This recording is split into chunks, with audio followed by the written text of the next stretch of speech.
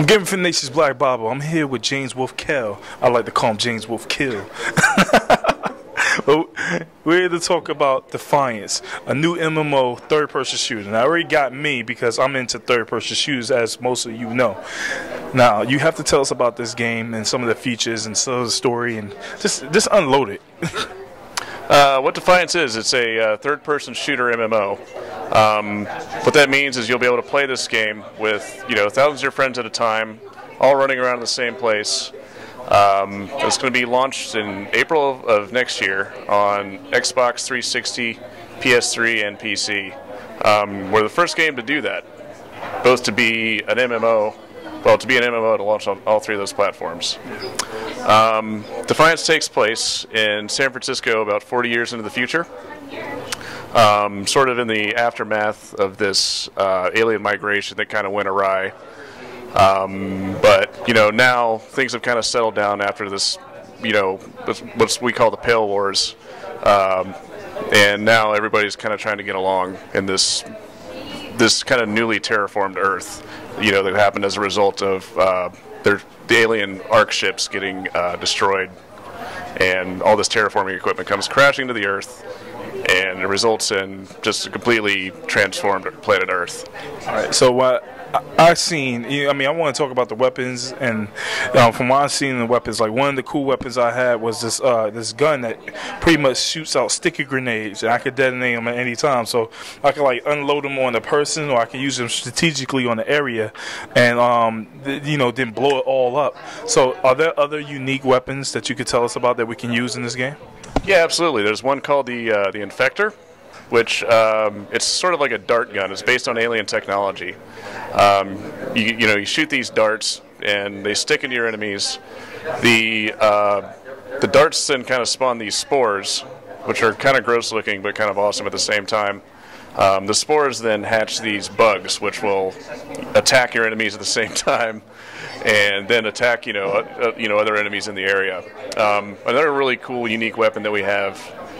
It's called the Biomagnetic Collider. That's more for guys like me who maybe aren't too good at shooters. It has both a damage function. It kind of like locks onto targets around you. It does like a little bit of damage, but the cool thing about it is that you can also heal your allies. So you can kind of play like a support role with that. But we'll also have like more traditional weapons like your assault rifles, your SMGs, rocket launchers, pistols, all that good stuff. Now, as far as the map layout, it seems like it's going to be a huge world. Especially the fact that it's an MMO, that you would feel that it would be a huge world. So, can you tell us a little bit more about the map, and then how vehicles where you would work with this? Yeah, the map is gigantic. It's going to pretty much encompass, the entire San Francisco Bay Area. What we were showing here was parts of the Sausalito area, just north of San Francisco. We'll also have, like downtown San Francisco proper in the game. When we showed at E3, that was part of our Marin area, but we'll also have, I believe, like 2 other areas within the game. And they're all huge within themselves. So when it comes to vehicles, especially saying that the area is so huge, can you tell us a little bit about the vehicles that we can use that might be weaponized, and also how would that work with large terrains? Like if we wanted to get from one part to the next part, is there special vehicles for that? Yeah, there's a few different ways to get around. Obviously, like you said, the vehicles.